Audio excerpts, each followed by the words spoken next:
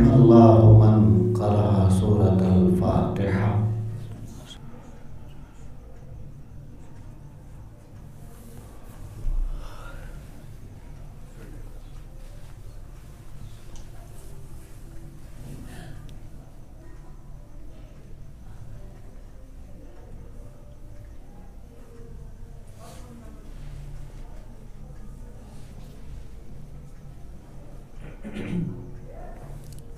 رب اعوذ بک من همزات الشیاطین واعوذ بک رب ان یحضرون. لا حول ولا قوة الا باللہ العلی العظیم. حسبنا اللہ ونعم الوکیل نعم المولا ونعم النصیر. بسم اللہ الرحمن الرحیم. الحمد للہ الذی علا بحولہ ودنا بطولہ مانح کل غنیمت وفضل وکاشف کل عظیمت وعزل. احمدہ علی عواطف کرمہ وثوابغ نعمہ وأؤمن به أولا باديا وأستهديه قريبا هاديا وأستعينه هاديا قادرا وأتوكل عليه كافيا ناصرا. والصلاة والسلام والتحية والإكرام على صاحب الوقار والسكينة المدفون بأرض المدينة الأول العدد الرسول المسدد المصطفى الأمجد المحمود الأحمد الملقب بالحبيب والمكنى بأبي القاسم محمد.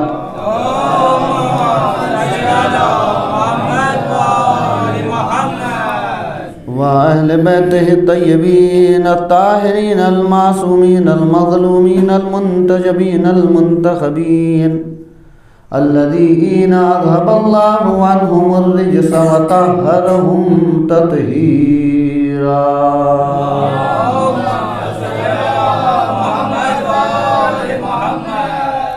واللعنة الدائمة الباقية على أعدائهم أجمعين من الآن إلى صباح يوم الدين. أما بعد فقد قال الله تبارك وتعالى في كتابه المبين والقرآن المجيد. بسم الله الرحمن الرحيم.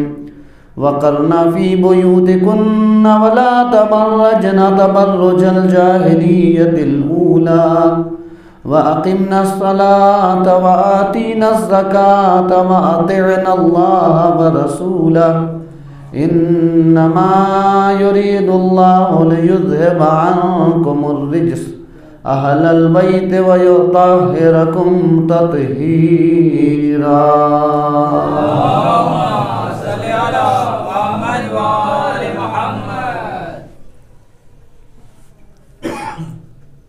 سامعین ذوی الاحترام،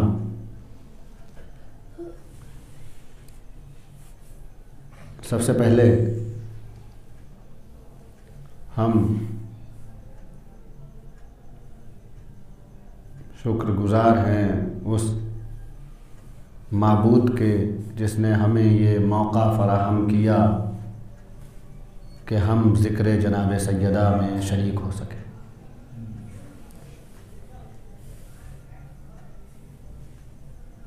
اور اس سے پہلے تمام مریضوں کے لیے اور خصوصاً یاور بھائی کی بیٹی، مجھے انہوں نے بتایا دل میں سوراخ ہونے کی وجہ سے وہ بیچارے اس مجلس میں شریک نہ ہو سکے. ان کی بیٹی، وہ اپنی بیٹی کو لے کر دلی میں ہیں، اور بہت سارے مریض ہیں جن کے لیے دعاؤں کی گزارش کی گئی ہے. تمام مریضان منظور نظر اور دنیا کے تمام شیعوں کی حفاظت کے لیے، مریضوں کی صحت و عافیت کے لیے 3 مرتبہ بآواز بلند صلوات پڑھتے ہیں. اللہم صل علی محمد محمد و آل محمد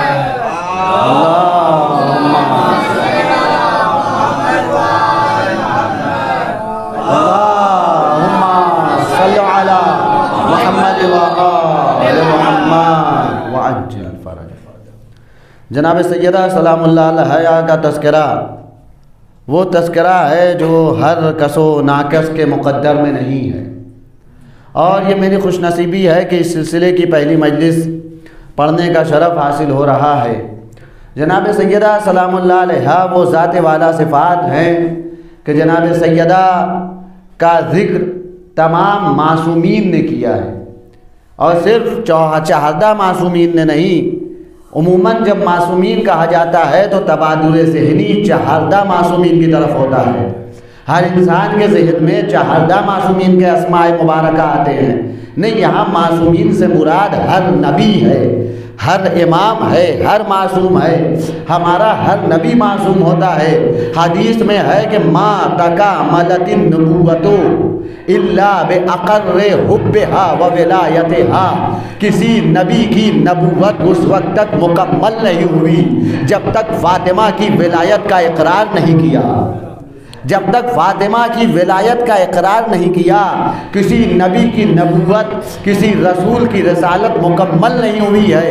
اس کا مطلب یہ ہے کہ یہ ہم بعد میں ذکر فاطمہ کر رہے ہیں۔ آدم پہلے کر چکے، نوح پہلے کر چکے، عیسیٰ پہلے کر چکے، ابراہیم پہلے کر چکے، اسحاق پہلے کر چکے، یا جملہ بدل کے یوں کہوں جو کام آدم نے کیا ہے وہ آدم کے اچھے بچے آج بھی کر رہے ہیں۔ صلوات پڑھے بر محمد و آل جناب سیدہ سلام اللہ علیہا کا تذکرہ ہے۔ وہ عموماً بہت ساری ذوات مقدسہ ہیں جن کا ذکر کیا جاتا ہے، لیکن یہ ایک منفرد شخصیت ہے، اس کا پوری کائنات میں کوئی جواب نہیں ہے۔ رسولوں میں بھی بعض وہ ہیں جن کو اللہ نے بعض پر فضیلت دی ہے، تلک الرسل فضلنا بعضهم علی بعض۔ نبیوں میں یہی ہے، بعض سے بہتر ہیں، رسولوں میں بعض سے بہتر ہیں۔ اچھا، 14 معصومین علیہ السلام میں بھی بعض کا جواب ہیں، بعض کا جواب ہیں۔ 14 معصومین علیہ السلام میں جتنے ہیں سب مرد ہیں، اگر کوئی خاتون ہے تو صرف ایک خاتون ہے، جتنے ہیں سب مرد ہیں۔ اور مرد ہونے کا مطلب یہ ہے کہ جب اللہ کی نگاہ انتخاب اس کائنات پر پڑی تو اللہ نے جہاں علی کو چنا وہیں حسن کو چنا، جہاں حسن کو چنا وہیں حسین کو چنا، جہاں حسین کا انتخاب کیا وہیں زین العابدین کا انتخاب ہوا، زین العابدین کے بعد محمد باقر، محمد باقر کے بعد جعفر صادق، جعفر صادق کے بعد موسی کاظم، اسی طرح مردوں میں ایک دوسرے کا انتخاب ہوتا گیا۔ اس کا مطلب یہ ہے کہ علی کے بعد علی جیسا حسن موجود تھا، حسن کے بعد حسین جیسا امام موجود تھا، امام کے بعد زین العابدین جیسی شخصیت موجود تھی، تبھی تو چنا گیا، تبھی تو انتخاب کیا گیا۔ لیکن ہمارا لاکھوں سلام ہو فاطمہ زہرا پر، خواتین میں فاطمہ کے علاوہ کوئی تھی ہی نہیں جس کا انتخاب کیا جائے۔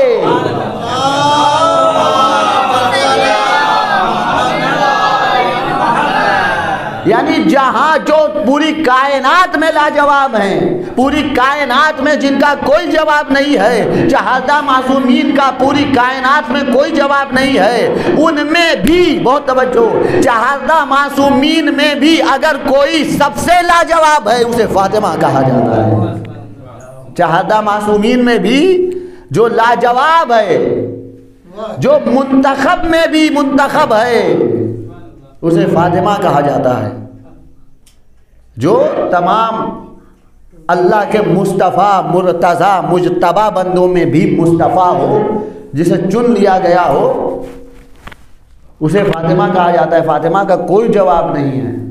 معصومین میں ایک دوسرے کا جواب ہیں، اور یہ میں نے عقیدت کے طور پہ نہیں کہا، بلکہ اس کی دلیل رکھتا ہوں کہ کیوں میں نے کہا کہ معصومین میں ایک دوسرے کا جواب ہیں۔ بہت توجہ، چونکہ تاخیر ہو چکی ہے مجلس میں، غالباً میں وقت کو مد نظر رکھوں گا۔ جناب سیدہ سلام اللہ علیہا 14 معصومین میں بھی لاجواب۔ علامہ زمخشری اپنی کتاب تفسیر کبیر میں لکھتے ہیں، آیہ مباہلہ کے ذیل میں لکھتے ہیں کہ جب اللہ نے کہا فمن حاجک فیہ من بعد ما جاءک من العلم فقل تعالوا ندعو ابناءنا وابناءکم ونساءنا ونساءکم وانفسنا وانفسکم ثم نبتہل فنجعل لعنت اللہ علی الکاذبین. یہ میں نے صرف شاہد مثال کے لیے اور اپنے دعوے کے دلیل کے لیے کہ کیوں میں نے کہا کہ سب جواب ایک دوسرے کا جواب چاہدہ معصومین میں بھی ہیں، لیکن فاطمہ کا ان میں بھی کوئی جواب نہیں، جناب سیدہ کا ان میں بھی کوئی جواب نہیں. وہ کہتے ہیں کہ جب اللہ نے کہا فمن حاجک فیہ من بعد ما جاءک من العلم، علم آنے کے بعد، علم قرآن کے نزول کے بعد بھی اگر یہ کٹ حجتی کرتے ہیں، فقل تو آپ کہہ دیجئے تعالوا ندعو ابناءنا وابناءکم، ہم اپنے بیٹوں کو دعوت دیتے ہیں، تم اپنے بیٹوں کو دعوت دو، ہم اپنی عورتوں کو دعوت دیتے ہیں، تم اپنی عورتوں کو دعوت دو، ہم اپنے نفسوں کو دعوت دیتے ہیں. اس کے بعد کیا کریں گے؟ ثم نبتہل فنجعل لعنت اللہ علی الکاذبین. پوری آیہ مباہلہ پہ مجلس نہیں پڑھنی ہے، صرف شاہد مثال کے لیے میں نے ابھی اس آیت کا تذکرہ کیا ہے. اللہ نے کہا تم اپنی عورتوں کو لے آؤ، تم اپنے مردوں کو لے آؤ، تم اپنے نفسوں کو لے آؤ اور اپنے بیٹوں کو لے آؤ. علامہ کہتے ہیں، علامہ زمخشری عالم اہل سنت کہتے ہیں کہ تینوں آیتوں میں، جو آیت میں 3 مورد ہیں، ابناءنا و ابناءکم و نساءنا و نساءکم و انفسنا و انفسکم، سب ایک جیسے ہیں، ہے نا؟ سب میں جمع کا صیغہ ہے. اپنی عورتوں کو لے آؤ، اپنے نفسوں کو لے آؤ، اپنے بچوں کو لے آؤ. جناب رسول خدا نے عورتوں کی منزل میں صرف اپنی بیٹی کا انتخاب کیا، صرف اپنی بیٹی کا انتخاب کیا. ہونا تو یہ چاہیے تھا، جمع کا صیغہ ہے، عورتیں تو پورے مدینے میں بہت ساری ہیں اور عورتوں کا انتخاب ہونا چاہیے، لے کے آنا چاہیے. اچھا، اللہ نے بھی آیت میں گنجائش رکھی، بہت توجہ، اللہ نے آیت میں گنجائش رکھی، لیکن نبی کو کسی کے کردار میں گنجائش نظر نہیں آئی جو آ سکے میدان مباہلہ میں.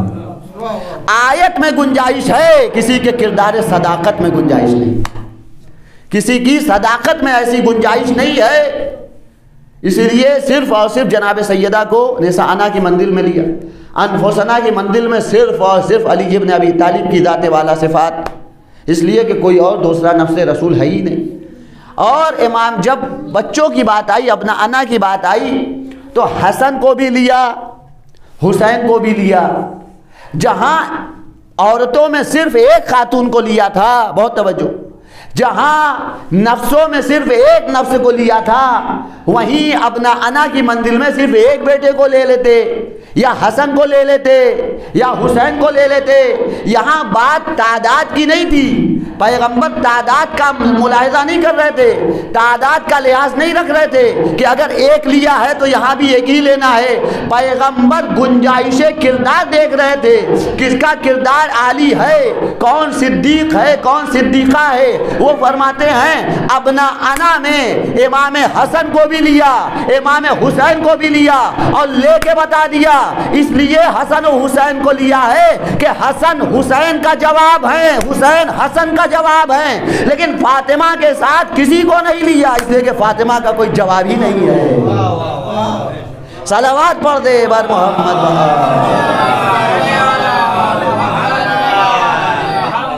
حسن کے ساتھ حسین کا بھی انتخاب مباہلہ ہے، میدان مباہلہ کے لیے حسن کے ساتھ حسین کا بھی انتخاب، حسین کے ساتھ حسن کا بھی انتخاب. اس کا مطلب یہ دونوں ایک دوسرے کا جواب ہیں، تبھی تو لیا.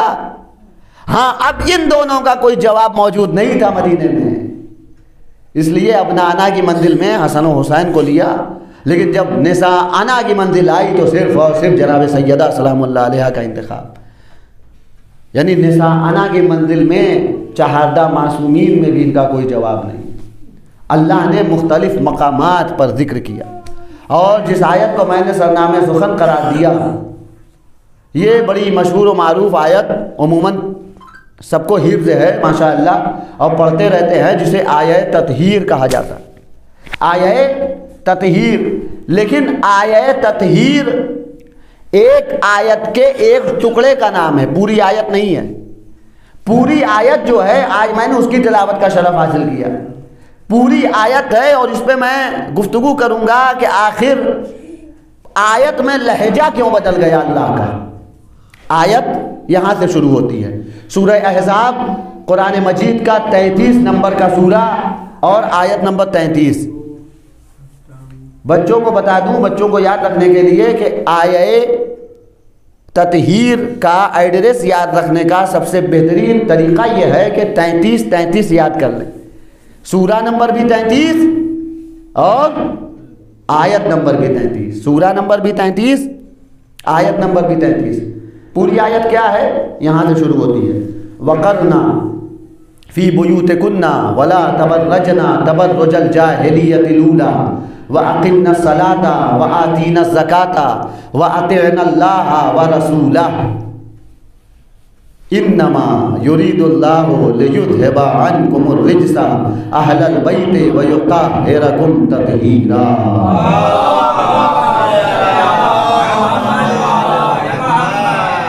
یہ پوری آیت ہے، پڑھی جاتی ہے انما سے، انما سے آیت تطہیر انما سے ہی شروع ہوتی ہے، جس کا نام آیت تطہیر ہے وہ انما ہی ہے۔ لیکن عموماً بحث ہوتی ہے کہ پوری آپ آیت کیوں نہیں پڑھتے۔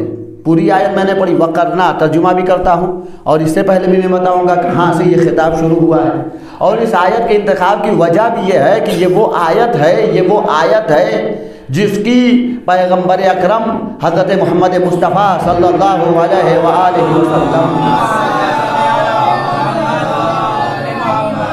پیغمبر نے سب سے زیادہ تلاوت کی ہے۔ ایسے تو تمام آیات کی پیغمبر تلاوت کرتے تھے، جب پیغمبر پر کوئی آیت، کسی آیت کا نزول ہوتا تھا تو پیغمبر تلاوت کرتے تھے، پیغمبر فوراً تلاوت کرتے تھے اور تمام اصحاب کو سناتے تھے اور لکھواتے تھے، پیغمبر کی ذمہ داری تھی وہ لکھوائیں۔ لیکن یہ آیت وہ ہے جو بہت زیادہ تلاوت کی گئی ہے پیغمبر اکرم کی زبانی، اس لیے کہ یہ وہ آیت ہے جو پیغمبر نے صرف اصحاب کو سنایا نہیں ہے بلکہ 6 مہینے تک در فاطمہ پر آ کر تلاوت کی ہے، اور صرف تلاوت نہیں کی ہے، اس آیت کے مصداق کو زمانے پر روشن کیا ہے۔ اگر اہل بیت ہیں تو اسی گھر میں رہنے والے ہیں، اگر اہل بیت ہیں تو اسی گھر میں رہنے والے ہیں۔ پیغمبر اکرم تمام علماء شیعہ اور علماء اہل سنت کا اتفاق ہے کہ کم از کم 6 مہینہ، زیادہ سے زیادہ 9 مہینہ، 6 مہینے تک پیغمبر ہر نماز کے پہلے اور ہر نماز کے بعد اس آیت کی تلاوت کر کر اہل بیت کو سلام کیا کرتے تھا، السلام علیکم یا اہل بیت النبوہ و معدن الرسالہ۔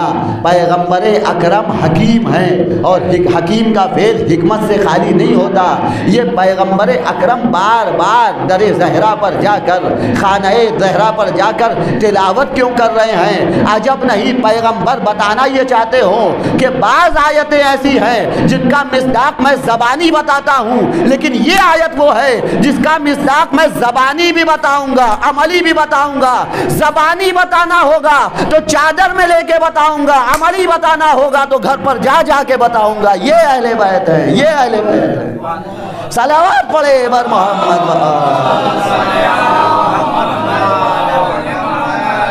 ترجمہ، وقرنا فی بیوتکن ولا تبرجنا تبرج الجاہلیۃ الاولی واقمنا الصلاۃ وآتینا الزکاۃ۔ اے نبی کی بیویوں، یہ جو آیت ہے آغاز وقرنا فی بیوتکن، اے نبی کی بیویوں تم اپنے گھروں میں بیٹھی رہو، ولا تبرجنا تبرج الجاہلیۃ الاولی، اور زمانہ جاہلیت کی طرح بناؤ سنگھار نہ کرو، خود کو آراستہ و پیراستہ اور نمایاں نہ کرو۔ وَأَقِمْنَا الصَّلَاةَ وَآتِينَا الزَّكَاةَ، اور دیکھو نماز قائم کرو اور زکوٰۃ ادا کرو۔ وَأَطِعْنَا اللَّهَ وَرَسُولَهُ، اللہ کی اطاعت کرو اور اس کے رسول کی اطاعت کرو۔ یہاں تک خطاب کس سے تھا؟ نبی کی بیویوں سے خطاب تھا۔ اب لہجہ بدلا، انما یرید اللہ لیذھب عنکم الرجس، اے اہل بیت رسول اللہ نے ارادہ کر لیا ہے، اللہ کا ارادہ یہ ہے کہ آپ کو ایسے پاکیزہ کرے جیسے پاکیزہ کرنے کا حق ہے، تمام کثافتوں کو، تمام گندگیوں کو آپ سے دور رکھے۔ ہو سکتا ہے کہ کوئی محترم سامع یہ سوچے کہ آپ نے ترجمہ یہ کہاں سے کر دیا اے نبی کی بیویوں، جبکہ آیت میں کچھ ایسا ہے ہی نہیں۔ اصل بات یہ ہے کہ اس سے پہلے 5 آیتیں ہیں جو وہی تسلسل چلا آ رہا ہے یہاں تک۔ وہ کون سی 5 آیتیں ہیں؟ سورہ احزاب کی آیت نمبر 28، 29، 30، 31، 32، یہ جو آیتیں ہیں ان سے سلسلے وار یہ وہی سلسلہ ہے جو چلا آ رہا ہے۔ اگر اجازت ہو تو میں ایک ایک آیت سناؤں۔ سورہ احزاب کی آیت نمبر 28 میں اللہ نے کہا یا ایھا النبی قل لازواجک ان کنتن تردن الحیات الدنیا وزینتها فتعالینا امتعکن واسرحکن سراحا جمیلا۔ یہاں سے بات شروع ہوئی ہے۔ یہ آیت تطہیر تک جو بات آئی ہے اور لہجہ بدل گیا، اللہ کا رخ بدل گیا، انداز بدل گیا، یہ بات یہاں سے آیت نمبر 28 سے شروع ہوئی ہے۔ آپ متوجہ رہے اور دیکھیں کہ اللہ کیا کہہ رہا ہے نبی کی بیویوں سے۔ جب ان آیتوں کا ترجمہ سمجھ میں آ جائے گا تب فاطمہ کی عظمت خود بخود روشن ہو جائے گی۔ یا ایھا النبی، اے نبی، قل کہہ دیجئے، لازواجک اپنی بیویوں سے، ان کنتن تردن الحیات الدنیا، اے نبی کی بیویوں اگر زندگانی دنیا کی خواہش مند ہو، وزینتہا اور زینت دنیا چاہتی ہو، فتعالینا تو تم آؤ، امتعکن واسرحکن سراحا جمیلا، تو میں تمہیں کچھ مال دنیا دے دوں اور بہترین طریقے سے خود سے تمہیں جدا کر دوں، اچھے طریقے سے بغیر کسی تنازع اور اختلاف کے میں تمہیں طلاق دے دوں۔ بہت توجہ، اللہ کہہ رہا اے نبی آپ اپنی بیویوں سے کہہ دیجئے۔ تفاسیر میں لکھا یہ ہے کہ جب پیغمبر کے پاس اموال آتے تھے، املاک آتی تھی، تو پیغمبر کی بہت توجہ، پیغمبر کی بعض بیویاں ایسی تھی جو آگے بڑھ کر خواہش مند ہوتی تھی کہ قیصر و کسریٰ کی بیویاں، شہنشاہوں کی بیویاں تو زینت و عیش و آرام میں رہیں، آپ پوری کائنات کے بادشاہ ہیں اور آپ کی بیویاں فاقے کرے۔ تو پیغمبر سے اللہ نے کہا کہہ دیجئے یہ آپ کا مقابلہ شہنشاہوں سے نہ کریں، وہ دنیا کے شہنشاہ ہیں، آپ دنیا کے بھی شہنشاہ ہیں، آخرت کے بھی شہنشاہ ہیں۔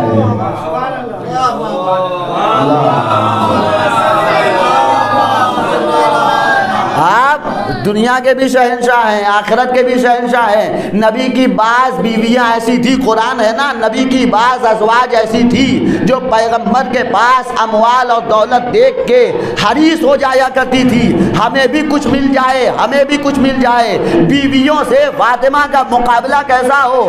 یہ نبی کی بیوی ہیں، رسول سے کہہ رہی ہیں ہمیں یہ دے دیجئے، یہ دے دیجئے، لیکن نبی کی بیٹی جو خاتون جنت ہے کبھی اپنے بابا سے کچھ مانگا نہیں۔ اما بابا تو دور ہے، جو اتنی خوددار ہو اپنے شوہر سے نہ مانگے۔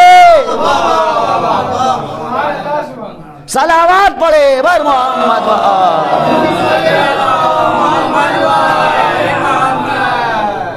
قرآن کی آیت کہہ رہی ہے کہ انہیں تردن الحیات الدنیا، حیات دنیا کی خواہش ہے، زندگانی دنیا کی خواہش ہے۔ بیوی وہ ہے جسے زندگانی دنیا کی خواہش ہے، اپنے شوہر سے مطالبہ کر رہی ہے۔ یہ نبی کی بیوی ہے جنہیں قرآن نے ام المومنین کہا ہے، اور آج جس کا ذکر کرنے کے لیے ہم یکجا ہوئے ہیں یہ ام الائمہ ہے، ام ابیہا ہے۔ جو اپنے شوہر سے خواہش دنیا کرے وہ ام المومنین ہوتی ہیں، جو اپنے شوہر سے کچھ نہ مانگے اسے ام الائمہ کہا جاتا ہے۔ اس کے بعد آیت نمبر 29، وَإِن كُنتُنَّ، اچھا انہی میں بعض ازواج اچھی بھی ہیں، وَإِن كُنتُنَّ تُرِدْنَ اللَّهَ وَرَسُولَهُ وَالدَّارَ الْآخِرَةَ فَإِنَّ اللَّهَ أَعَدَّ لِلْمُحْسِنَاتِ مِنكُنَّ أَجْرًا عَظِيمًا۔ آیت نمبر بولیے 29، آیت نمبر 29۔ آقا کی سلامتی کے لیے صلوات پڑھیں۔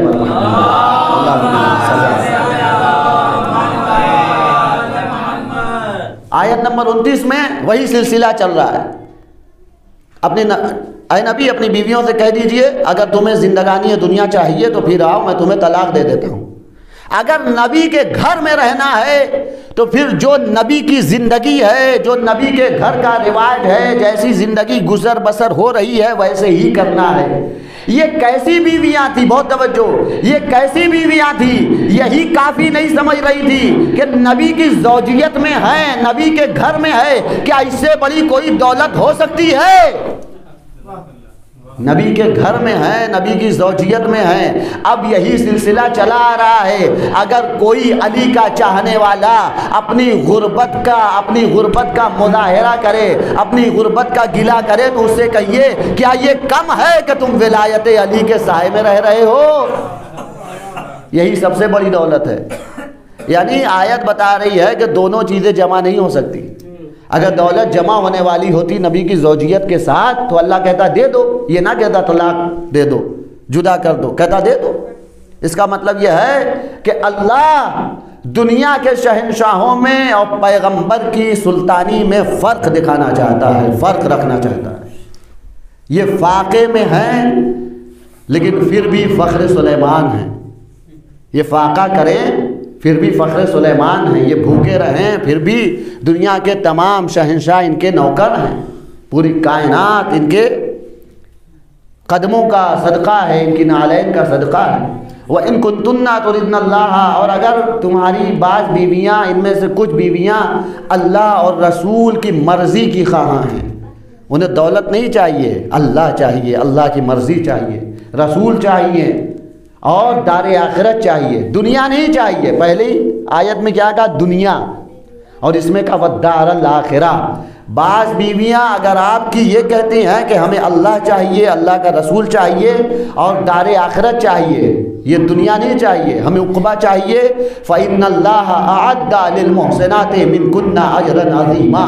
تو اللہ نے ان میں جو نیک بیویاں ہیں ان کے لیے اجر عظیم رکھا. اللہ اکبر، اللہ اکبر.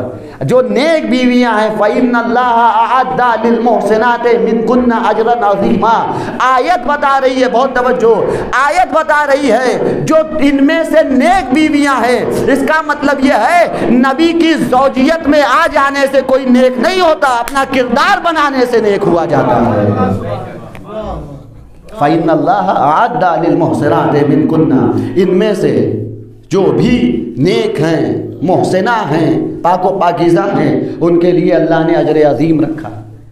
اللہ عادل ہے نا، جو دنیا کی خواہاں ہیں انہیں دنیا عطا کرتا ہے، جو آخرت چاہتی ہیں ان کے لیے اجر عظیم رکھا ہے. صلوات پڑھے بر محمد.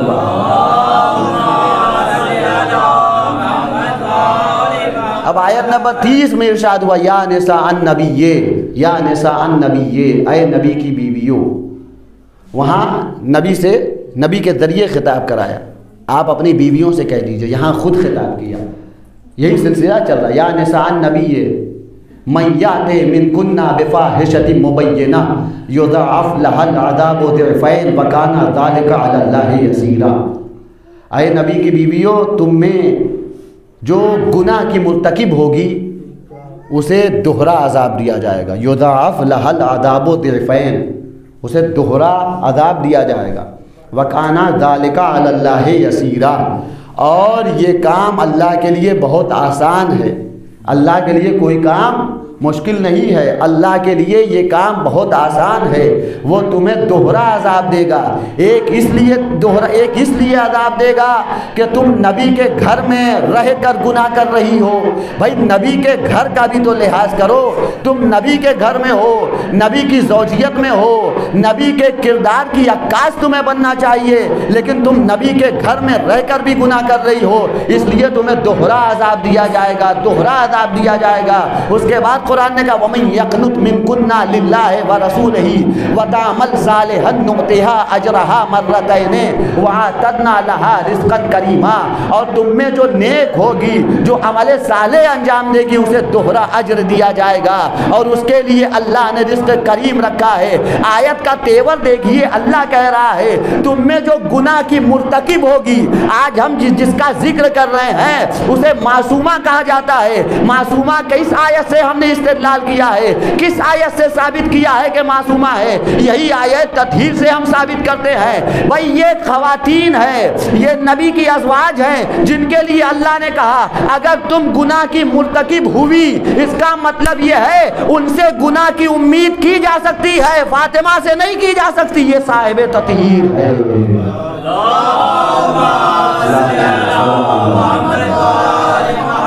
یہ مرکز تطہیر ہے۔ یہ سلسلہ دیکھیں، انشاءاللہ لطف اندوز ہوں گے۔ اگر تم میں سے کوئی گناہگار ہے تو دوہرا عذاب دیا جائے گا، اور اگر کوئی نیک ہے تو اسے دوہرا اجر ملے گا۔ یعنی نبی کی بیویوں میں کوئی نیک بھی ہو سکتی ہے، کوئی گناہگار بھی ہو سکتی ہے۔ اس کے بعد کہا یا نساء النبی لستن کاحد من النساء ان اتقیتن فلا تخضعن له بالقول فیطمع الذی فی قلبہ مرض وقلن قولا معروفا۔ اے نبی کی بیویوں، تم دوسری عورتوں جیسی نہیں ہو۔ دیکھو جب تم نامحرموں سے بات کرو تو اپنے لہجے کو نرم نہ کرو، اس لیے کہ نامحرموں کے دل میں مرض ہوتا ہے، نامحرموں کے دل میں مرض ہوتا ہے، اور اس مرض کی وجہ سے وہ تمہاری طرف راغب ہو جائیں گے۔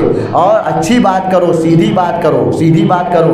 اس کے بعد یہی آیت آگے بڑھی، یہی آیت آگے بڑھی اور کہا وقرنا فی بیوتکنا ولا تبرجنا، اور نبی کی بیویوں اپنے گھر میں بیٹھی رہو، اپنے گھر میں بیٹھی رہو۔ ولا تبرجنا تبرج الجاہلیت الاولی، اور زمانے جاہلیت کی طرح بناؤ سنگار نہ کرو، خود کو نمایاں نہ کرو، نماز قائم کرو، زکوٰۃ ادا کرو، اللہ اور اس کے رسول کی اطاعت کرو۔ یہ ساری باتیں کرنے کے بعد ایک ایک آیت میں نے سنائی ہے اور ترجمہ بھی کیا ہے۔ یہ ساری باتیں کرنے کے بعد اللہ کا رخ بدل گیا کہ انما یرید اللہ لیذھب عنکم الرجس اہل البیت ویطہرکم تطہیرا۔ اللہ نے رخ بدل کے بتایا، کوئی یہ نہ سمجھے یہ جو نبی کے گھر میں رہنے والیوں سے کہا جا رہا ہے اس میں فاطمہ بھی شامل ہے۔ کسی کے ذہن ناقص میں یہ تصور بھی نہ آنے پائے، اسی لیے فوراً اپنا رخ بدلا، اپنا لہجہ بدلا اور انما کا پہرا لگا دیا۔ انما کا پہرا لگانے کے بعد کہا دیکھو نبی کی بیویوں کا مقام اور ہے، فاطمہ کی عظمت اور ہے۔ صلوات پڑھ دے بر محمد۔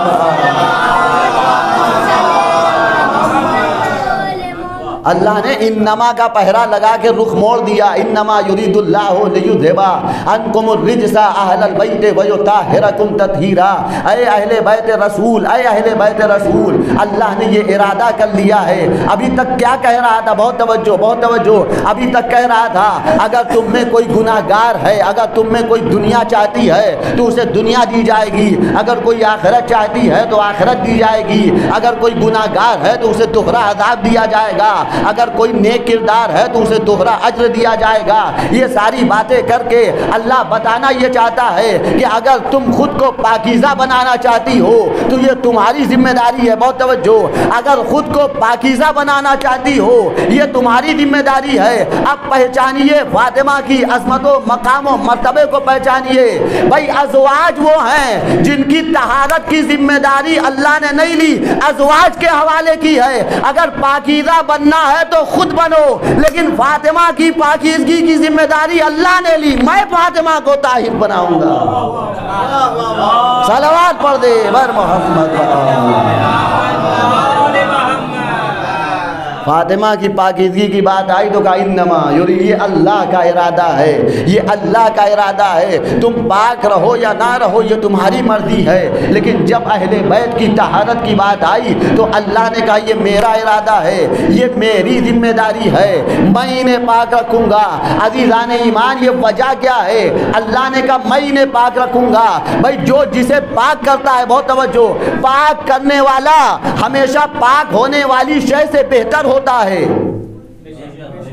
پاک کرنے والا ہمیشہ پاک ہونے والی شے سے بہتر ہوتا ہے۔ اگر میں کپڑا پاک کروں تو میں کپڑے سے بہتر، اگر میں رومال پاک کروں تو میں رومال سے بہتر۔ بھائی اہل بیت رسول کی طہارت کی بات ہے، کوئی ہونا چاہیے نا جو اس سے بہتر ہو۔ جب کعبے کی بات آئی تھی، جب بیت کی بات آئی تھی، وہ اللہ کا گھر ہے نا، ان اول بیت وضع للناس، وہ گھر جو سب سے پہلے بنایا گیا ہے، جب اس کی پاکیزگی کی بات آئی تو اللہ نے قرآن میں کہا، بسم اللہ الرحمن الرحیم، سورہ بقرہ کی آیت نمبر 125، وَلَقَدْ عَهِدْنَا إِلَىٰ إِبْرَاهِيمَ وَإِسْمَاعِيلَ أَن طَهِّرَ بَيْتِيَ لِلطَّائِفِينَ وَالْعَاكِفِينَ وَالرُّكَّعِ السُّجُودِ۔ بھائی نبی کعبے سے بہتر ہے، اس لیے کعبے کی پاکیزگی کا ذمہ دار نبی ہے۔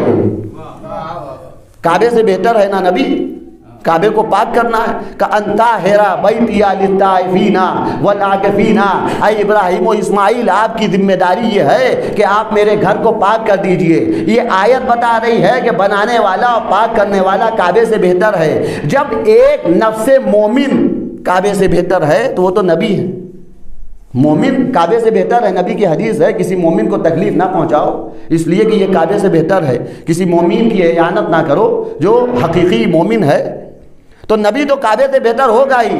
آیت بھی بتا رہی ہے کہ چونکہ یہ پاک کرنے والا ہے، ہم نے بیت کی پاکیزگی کی ذمہ داری دو نبیوں کے حوالے کی، اس لیے کہ وہ ان سے بہتر ہیں۔ لیکن جب پوری کائنات میں اہل بیت رسول کی طہارت کی بات آئی تو اللہ نے پوری کائنات پہ نظر ڈالی، آدم سے لے کے خاتم تک، خاتم سے لے کے قیامت تک جب سب پہ نظر ڈالی تو کوئی اہل بیت رسول سے بہتر نظر آیا ہی نہیں۔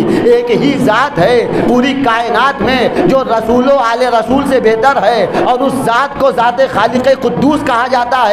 اللہ نے کہا اے اہل بیت رسول میں تم سے بہتر ہوں، میں تمہیں پاک کروں گا، میں تمہیں طاہر کروں گا۔ صلوات پڑھے بر محمد، میں تمہیں پاک کروں گا، میں تمہیں طاہر کروں گا۔ طہارت کی ذمہ داری اللہ نے لے لی، وَيُطَهِّرَكُمْ تَطْهِيرًا، اور ایسے پاک کروں گا جیسے پاک کرنے کا حق ہے۔ اچھا یہ جو رزق کا ترجمہ ہے، سارا رزق و کثافت میں تم سے دور لے جا رہا ہوں، لیذھبا۔ اب یہ بھی ثابت کروں اگر آپ متوجہ ہوں کہ اس آیت سے ہم استدلال عصمت فاطمۃ الزہرا و اہل بیت کیوں کرتے ہیں؟ کیا ثبوت ہے ہمارے پاس کہ ہم فاطمۃ الزہرا کی عصمت کی دلیل اس آیت سے پیش کرتے ہیں؟ دیکھیے اللہ نے رجس کہا، انما یرید اللہ لیذھب عنکم الرجس، بہت توجہ۔ اللہ کا ارادہ یہ ہے کہ اے اہل بیت رسول آپ سے رجس دور لے جائے، لیذھب عنکم الرجس، رجس دور لے جائے اور آپ کو ایسا پاک کرے جیسا پاک کرنے کا حق ہے، ایسا پاک بنائے جیسا پاک بنانے کا حق۔ اتنی جو آیتیں ہیں تُعْرَفُ الْأَشْيَاءُ بِأَضْدَادِهَا، ایک مقولہ عربی میں کہ ہر چیز اپنی ضد سے پہچانی جاتی ہے۔ دن کی ضد رات ہے تو دن رات سے پہچانا جائے گا، اگر رات نہ ہو تو دن کی کوئی اہمیت سمجھ میں نہ آئے۔ روشنی کی ضد ظلمت ہے، اگر اندھیرا نہ ہو تو روشنی کی کوئی اہمیت نہیں۔ آیت کہہ رہی ہے کہ ہم آپ سے رزق کو دور رکھیں گے، اور اس سے پہلے کہیں رزق کا تذکرہ بھی نہیں ہے۔ جو مسلسل بیان آیت ہے، جو مسلسل بیان ہو رہا ہے، نبی کی بیویوں سے خطاب ہو رہا ہے، اس میں کہیں لفظ رزق نہیں ہے، لیکن آیت کہہ رہی ہے انما یرید اللہ لیذھب عنکم الرجس، ہم آپ سے رزق کو دور رکھیں گے۔ بہت توجہ، رزق کو دور رکھیں گے، اس کا مطلب یہ ہے ابھی جو آیتوں میں نبی کی بیویوں سے خطاب کیا گیا ہے انہی کو رزق کہا جاتا ہے۔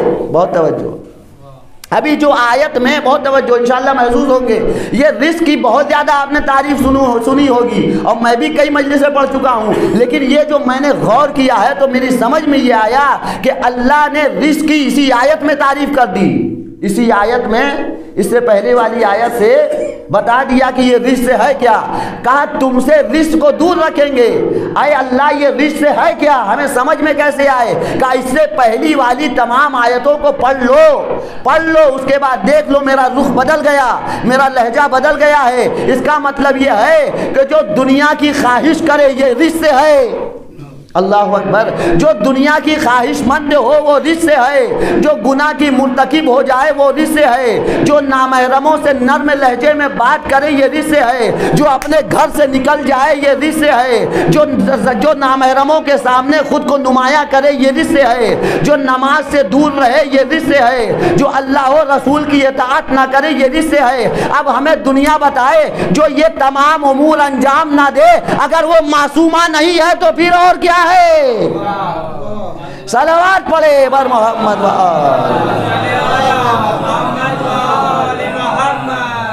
ایک مرتبہ صلوات پڑھے بر محمد. جو اللہ و رسول کی اطاعت نہ کرے یہ رزق ہے. اللہ و رسول کی اطاعت نہ کرنا, آیت پوری سلسلہ وار ترجمہ کرتے جائیں, رزق کا ترجمہ آپ پر واضح ہوتا جائے گا. زندگانی دنیا کی خواہش رزق ہے, گناہوں کا ارتکاب رزق ہے, بفاحشۃ مبینہ کا مرتکب ہونا رزق ہے, نامحرم کے سامنے خود کو نمایاں کرنا رزق ہے. اللہ اکبر. جناب سیدہ سلام اللہ علیہا کی عفت کی کیا مثال پیش کی جائے. یہ نبی کی بیویوں سے تذکرہ ہے, نبی کی بیویوں سے خطاب ہے. اے نبی کی بیویوں تم نامحرموں سے گفتگو نہ کرو, نرم لہجے میں گفتگو نہ کرو, نرم لہجے میں گفتگو نہ کرو. یہ نبی کی بیویاں ہیں جنہیں اللہ تنبیہ کر رہا ہے, نامحرم سے گفتگو نہ کرو. وہ عفت فاطمہ ہے. کوئی نابینا بھی آتا ہے تو خود سے پردہ کرتی ہے اور کہتی ہے وہ تو مجھے نہیں دیکھ سکتا لیکن میں تو دیکھ سکتی ہوں. وہ مجھے نہیں دیکھ سکتا لیکن میری خوشبو تو سونگھ سکتا ہے. یہ عفت فاطمہ ہے, یہ حجاب سیدہ ہے. یہ تمام چیزیں جس کے اندر نہ پائی جائیں, اگر وہ معصوم نہیں ہے تو پھر اور کیا ہے. لِيُذْهِبَ عَنْكُمُ الرِّجْسَ أَهْلَ الْبَيْتِ وَيُطَهِّرَكُمْ تَطْهِيرًا. اہل بیت پر بہت زیادہ گفتگو ہوتی ہے, آپ بھی سنتے رہتے ہیں. بہت کچھ سوچا تھا لیکن دامن وقت میں گنجائش نہیں ہے کہ اہل کسے کہتے ہیں. یہ بھی ایک مسئلہ ہے جو قرآن سے واضح کیا ہے. اہل بیت ارادہ یہ ہے کہ تمام تر برائیوں کو, تمام تر رزق و کثافتوں, گندگی کو, غلاظت کو آپ سے دور رکھا جائے. یعنی کائنات میں جو کچھ رزق ہے وہ اہل بیت سے دور ہے, جناب سیدہ کے گھر والوں سے دور ہے. یہ جناب سیدہ کے گھر والے ہم کیوں کہہ رہے ہیں بار بار؟ یہ بھی قرآن سے اہل البیت کا ترجمہ قرآن سے دیکھتے ہیں. بہت جلدی ملاحظہ فرما لیں, اس کے بعد ربط مسائل. اہل بیت قرآن سے پوچھا جائے کہ قرآن نے اہل کہاں کہاں استعمال کیا اور کس معنی میں استعمال کیا. قرآن نے لفظ اہل زوجہ کے لیے بھی استعمال کیا, خاندان کے لیے بھی استعمال کیا, عزیز و اقربا کے لیے بھی استعمال کیا, اور اولاد کے لیے بھی استعمال کیا. زوجہ کے لیے استعمال کیا. سورہ یوسف قرآن مجید کا 12 نمبر کا سورہ, اس کی آیت نمبر 25. قالت من اراد بأہلک سوءا الا ان یسجن او عذاب علیم. دیکھیے, جب ایک لفظ کا کئی معنی ہے تو ہم ایک معنی اپنی مرضی کا نہیں لے سکتے. کوئی کہے کہ اس سے مراد زوجہ ہیں, کوئی کہے اس سے مراد اولاد ہے, کوئی کہے اس سے مراد عزیز و اقربا ہیں, تو فوراً دوسرا معنی آ کے روک دے گا. دوسری آیت حجاب اور پردہ حائل کر دے گی. اگر آپ یہ معنی مراد لیتے ہیں تو یہ بھی دوسرا معنی. جلدی ملاحظہ فرما لیں, ایک مرتبہ صلوات کا سہارا دیں.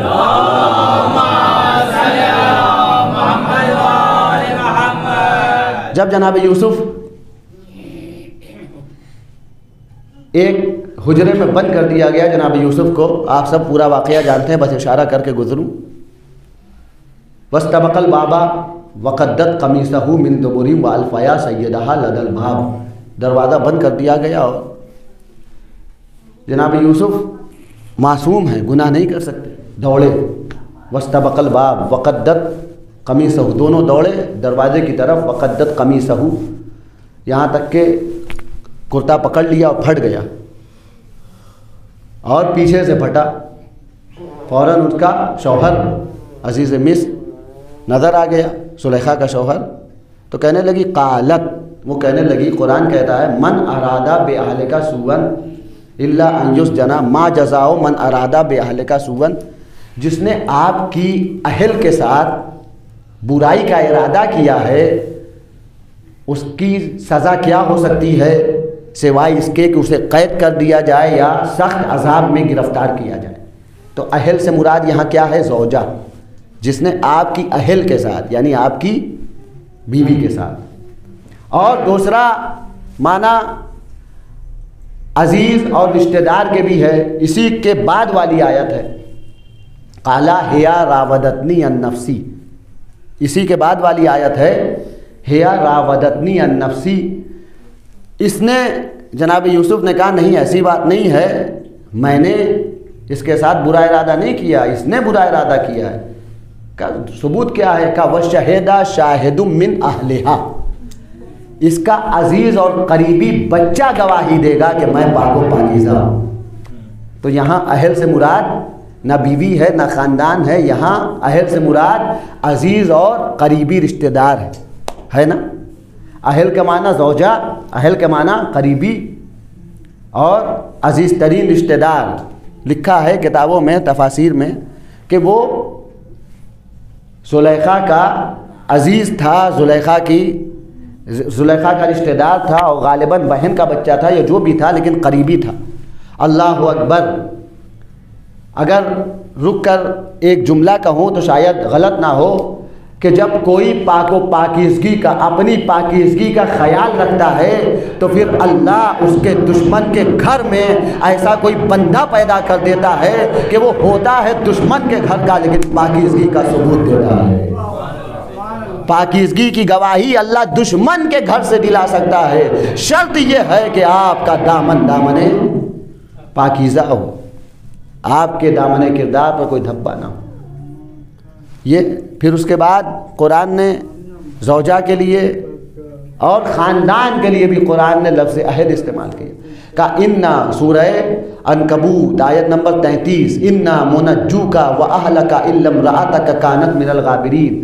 جب جناب لوط کی قوم والوں نے بہت برا عمل انجام دیا تو اللہ کی طرف سے عذاب آنے والا تھا، تو اللہ کی طرف سے فرشتے آئے اور کہا انا ہم منجو کا آپ کو نجات دیتے ہیں، وَأَهْلَكَ اور آپ کے پورے خاندان کو، آپ کی پوری فیملی کو، إِلَّا امْرَأَتَكَ لیکن آپ کی بیوی کو نجات ملنے والی نہیں ہے، کانت من الغابرین اس لیے کہ وہ پیچھے رہ جانے والیوں میں ہے۔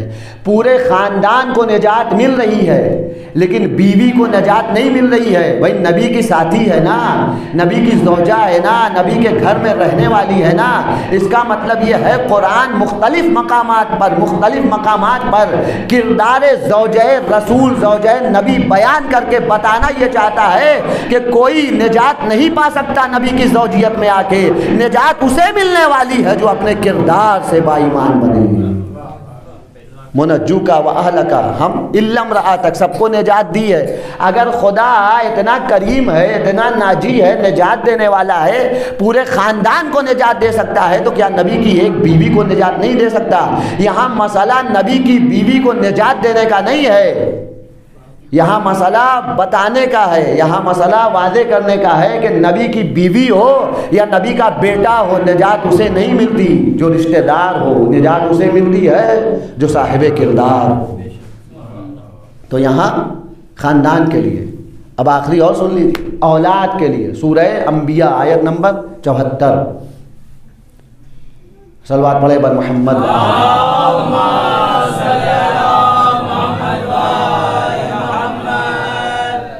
فاستجبنا له فكشفنا ما به من ضر وآتيناه أهله ومثلهم معهم رحمة من عندنا۔ جب جناب ایوب پر مصیبت آئی، جناب ایوب کا اللہ نے امتحان لیا، ان کے سارے بچے بھی اس دنیا سے چلے گئے اور بہت زیادہ ان پر مصیبتیں آئیں، تو اللہ نے ان کی دعا سن لی، وہ فریاد کرنے لگے۔ جناب ایوب بہت بڑے ثابت تھے لیکن آخر میں فریاد کی، دعا کی، رب انی مسنی الضر وانت ارحم الراحمین، تو اللہ نے ان کی دعا سنی، فاستجبنا لہ، ہم نے ان کی دعا سن لی، فکشفنا ما بہ من ضر، جو ان کے اوپر بیماری تھی ہم نے اسے دور کر دی، فکشفنا ہم نے دور کر دی، وآتیناہ اہلہ ومثلہم، ہم نے ان کو اولاد عطا کی، جیسی اولاد اس دنیا سے گئی تھی ویسی ہی ہم نے ان کو عطا کی، اسے بہتر عطا کی۔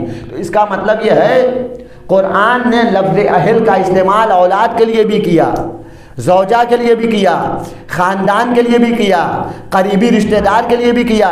مجھے سمجھ میں نہیں آیا کہ پیغمبر اکرم اس آیت کے نزول سے پہلے، بہت توجہ، آخری منزل ہے، اس کے بعد اپنے مصائب، آپ نے بہت ساتھ دیا، اللہ آپ لوگوں کو سلامت رکھے۔ پیغمبر اکرم سمجھ میں نہیں آیا جب اس آیت کا نزول ہونے والا تھا، اہل البیت، جس آیت میں اللہ نے اہل البیت کہا ہے، آیت تطہیر کے نزول سے پہلے پیغمبر خانہ فاطمہ میں کیوں آئے اور ردائے یمانی کا مطالبہ کیوں کیا، اور مطالبہ کرنے کے بعد لیٹ کیوں گئے، سو گئے اوڑھ کر، اور اس کے بعد ایک ایک کو داخلے کیسا کیا، ہمیں سمجھ میں نہیں آیا۔ یہی بتانے کے لیے پیغمبر اکرم نے ایک چادر کا گھر بنایا۔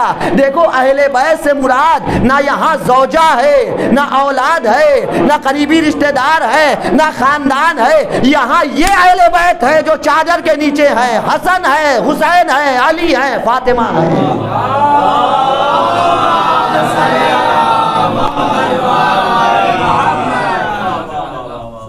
یہاں نہ زوجہ مراد ہے، نہ اولاد مراد ہے، نہ خاندان مراد ہے، نہ قریبی رشتہ دار مراد ہے۔ پیغمبر اکرم کے اوپر قرآن نازل ہوا ہے، پیغمبر اکرم اپنے عمل سے بتائیں گے اس اہل بیت سے مراد وہی ہے جو اس چادر میں شامل ہوئے ہیں۔ اب دنیا ہمیں بتائے، ہمیں کوئی مطلب نہیں، ہم انکار نہیں کرتے۔ ہو سکتا ہے آپ کہتے ہیں کہ اس سے مراد زوجہ ہے تو ہمیں چادر میں زوجہ دکھا دیجئے، اگر کہتے ہیں قریبی رشتہ دار ہے تو چادر میں قریبی رشتہ دار دکھا دیجئے، اگر کہتے ہیں خاندان ہے تو ہمیں چادر میں خاندان دکھا دیجئے، اگر اہل بیت بنانا ہے تو ہمیں چادر میں دکھائیے، ہم بھی کل سے بیان کرنے لگیں گے۔ صلوات پڑھے بر محمد۔ اسی لیے ایک چادر کا محاصرہ کیا، ایک چادر کا احاطہ کیا اور چادر کے اندر سب کو داخل کیا۔ اس کے بعد اللہ نے اس آیت کا نزول کیا اور نزول کے بعد بتایا کہ ان اہل بیت سے مراد وہی ہے جو زیر کسائے فاطمہ ہے۔ اللہ اکبر۔ اور پھر اس کے بعد پیغمبر نے 6 مہینے تک عملی طور پر بھی ظاہر کیا کہ اس آیت کا مصداق خانہ فاطمہ میں رہنے والے در زہرا پر آ کر سلام کرتے تھے۔ اللہ اکبر۔ رسول کیوں آتے تھے، کیوں اس آیت کی تلاوت کرتے تھے، مجھے نہیں پتا، لیکن شاید میرا دل کہتا ہے رسول کی نگاہ عصمت دیکھ رہی تھی کہ ایک دن آئے گا، یہی دروازہ ہوگا اور لکڑی لا کر مسلمان فاطمہ کے گھر کو پھونکنے کی کوشش کرے۔ اے فاطمہ پریشان نہ ہونا، تمہارا بابا تمہارے دروازے پر آ کر روز سلام کر رہا ہے۔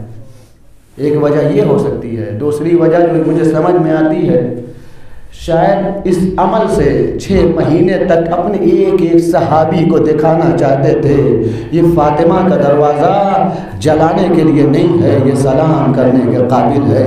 6 مہینے تک ارے کوئی صحابی نہ بچا ہوگا جس نے دیکھا نہ ہو، رسول فاطمہ کے دروازے پر 6 مہینے تک آ کر سلام کر رہے ہیں۔ اللہ اکبر۔ یہ کیسے مسلمان تھے، ادھر رسول کی آگ بندی ہوئی، در زہرا پر آ گئے آگ اور لکڑیاں لے کر، اب الحسن کو گھر سے باہر نکالو ورنہ ہم گھر میں آگ لگا دیں گے۔ اے عزادارو، فاطمہ نے فریاد کرنا شروع کی، ارے اس دروازے پر آگ لگاؤ گے جہاں آ کر میرے بابا سلام کیا کرتے تھے؟ ہاں ہاں ہم وہاں آگ لگا دیں گے۔ ارے اس گھر میں آگ لگاؤ گے جہاں حسن و حسین سوئے ہوئے ہیں؟ ہاں ہاں ہم اس گھر میں آگ لگا دیں گے۔ اللہ اکبر۔ فاطمہ کو یقین نہیں ہوتا تھا، ارے اگر ہم اور آپ بھی ہوتے نا تو ہمیں بھی یقین یقین نہ ہوتا. ارے جس کا بابا پیغمبر اسلام ہو, جس کا بابا رحمت للعالمین ہو, جس نے اپنی بیٹی کا اتنا احترام کیا ہو, زہرا کو یقین نہ ہوتا تھا. ایک مرتبہ ظالم نے آگ لگا دی. اللہ اکبر. فاطمہ در و دیوار کے درمیان آ گئی. یا فضت و خذینی قد قتل ما فی عشائی. اجرکم اللہ, اجرکم اللہ. مولا آپ کو کوئی غم نہ دے سوائے غم حسین کے. اے عزادارو, ایام محرم و سفر میں ہم جب مجلس کرتے ہیں نا, فاطمہ اپنا رومال لے کر آ جاتی ہیں اپنے بیٹے کے زخموں کا مرہم لینے کے لیے. آج کی مجلس میں فاطمہ بھی آئی ہوں گی, لیکن فاطمہ سے پہلے ان کے 9 معصوم بچے بھی آئے ہوں گے, حسن و حسین بھی آئے ہوں گے, زین العابدین بھی آئے ہوں گے. ارے ہمارا غیب کا امام, پردہ غیب میں رہنے والا امام اپنی جدہ کا پرسہ لینے کے لیے آیا ہوگا. رسول بھی آئے ہوں گے, علی بھی آئے ہوں گے. اللہ اکبر. علی کے ہوتے ہوئے فاطمہ پہ دروازہ گرا دیا گیا. یہ علی کی سب سے بڑی مصیبت ہے. جب آپ علی کی زیارت پڑھیں گے نا, زیارت میں ہے السلام علیکہ یا اول المظلوم, اے دنیا کے سب سے پہلے مظلوم آپ پر سلام ہو. کہ علی سے پہلے کسی پر ظلم نہ ہوا, ارے بہت ظلم ہوا, لیکن یہ سب سے پہلا مظلوم اس لیے ہے فاتح خیبر ہوتے ہوئے اس کے سامنے اس کی زوجہ کو مارا گیا. مولا آپ کو کوئی غم نہ دے سوائے غم حسین کے, سوائے غم اہل بیت کے. اللہ اکبر. اے عزادارو, یا فضت و خذینی, اے فضہ میری مدد کرو. فضہ میرا بچہ شہید ہو گیا. اللہ اکبر. فاطمہ نے اپنے علی کو نہیں بلایا, مشکل کشا کو نہیں بلایا. پوری کائنات مصیبت میں علی کو بلاتی ہے, لیکن علی کی زوجہ علی کو نہیں بلاتی. اے عزادارو, بس اس لیے کہ اگر علی میری مدد کرنے کو آئے, یہ ظالم علی کو قید کر کے اسیر کر کے لے کے چلے جائیں گے. اجرکم اللہ. بس مجلس تمام ہو گئی. اے عزادارو, فاطمہ کو غش آ گیا, لیکن ایک مرتبہ فاطمہ جب غش سے فاقہ ہوا ہے, کیا دیکھا, لوگ ابو الحسن کو لیے جا رہے ہیں. ایک مرتبہ فاطمہ اپنا درد پہلو بھول گئی, سقط محسن بھول گئی. اے عزادارو, ابھی جس کی پسلی ٹوٹی ہو وہ انسان کھڑا بھی نہیں ہو سکتا, لیکن فاطمہ پورے قد کے ساتھ کھڑی ہوئی. ابو الحسن کے کمر میں جو پٹکا تھا اس میں ہاتھ ڈال دیا. میں علی کو جانے نہ دوں گی. ایک ظالم نے فاطمہ کے ہاتھ پہ قبضہ شمشیر سے وار کیا. فاطمہ کا ہاتھ چھوٹا, فاطمہ زمین پر. اے میرے بابا, دیکھیے آپ کی حبیبہ کے ساتھ کیا کیا جا رہا ہے. اے میرے بابا, آپ کی لخت جگر کو کیسے ستا. اجرکم اللہ, اجرکم اللہ. ہاں دادارو, ایک مرتبہ ابو الحسن کو لے جایا گیا, ابو الحسن کو مسجد میں لے جایا گیا. بس مجلس تمام ہے. مصائب انشاءاللہ آپ دیگر ایام میں بھی سنیں گے. شہزادی کے مصائب کہاں تک بیان کیے جائے. یہی کربلا کی بنیاد رکھی گئی ہے, مدینے میں کربلا کی بنیاد رکھی گئی ہے. اے عزادارو, اگر مدینے میں فاطمہ کو تماچے نہ مارے جاتے تو کربلا میں کوئی سکینہ کو تماچے نہ مارتا. اگر مدینے میں در زہرا نہ جلایا جاتا تو کربلا میں حسین کے خیمے نظر آتش نہ ہوتے. اگر مدینے میں علی کے گلے میں رسی کا پھندا نہ ڈالا جاتا, کربلا میں سید سجاد کے گلے میں توق خاردار نہ ہوتا. اگر مدینے میں فاطمہ کے سینے میں میخ درد نظر آتی, کوئی علی اکبر کے کلیجے میں نیزہ نہ اتارتا. اگر مدینے میں فاطمہ کے بازو پہ وار نہ کیا جاتا, ارے کوئی عباس کے شان قلم نہ کرتا. اگر مدینے میں محسن شہید نہ ہوتے, کربلا میں علی اصغر کو تیرے سے شعبہ کا نشانہ نہ بنایا جاتا. اجرکم اللہ, اجرکم اللہ. اے عزادارو, فاطمہ چلی, اللہ جانے کیسے چلی, میں بیان نہیں کر سکتا. ارے جس کا بچہ ابھی شہید ہو گیا, جس کا پہلو ٹوٹ گیا ہے, جس کے بازوؤں پر زخم ہے, وہ کیسے چلی مجھے نہیں پتا. ایک مرتبہ مسجد میں آتی ہے, کیا دیکھتی ہے, علی کے سر پہ تلوار لٹکی ہوئی ہے, علی کے سر پہ تلوار. اجرکم اللہ۔ اے عزادارو، ایک مرتبہ فاطمہ نے آواز بلند کی، میں ابھی قبر رسول پر جاؤں گی، بد دعا کروں گی اور قیامت آ جائے گی۔ اے عزادارو، مقتل کہتا ہے جیسے فاطمہ نے قبر رسول کا رخ کیا، علی نے سلمان کو بلایا، ارے فاطمہ سے کہو گھر کو چلی جائے، بد دعا نہ کرے ورنہ قیامت آ جائے گی۔ ایک مرتبہ زہرا نے کہا علی کہ آپ نہیں دیکھتے یہ میرے بچوں کو یتیم بنانا چاہتے ہیں، مجھے بیوہ کرنا چاہتے ہیں، لیکن آپ کا حکم ہے لہذا میں گھر جا رہی ہوں۔ علی کو ظالموں نے عذاب کے ڈر سے چھوڑ دیا، علی کو گھر لے کے آ گئی زہرا۔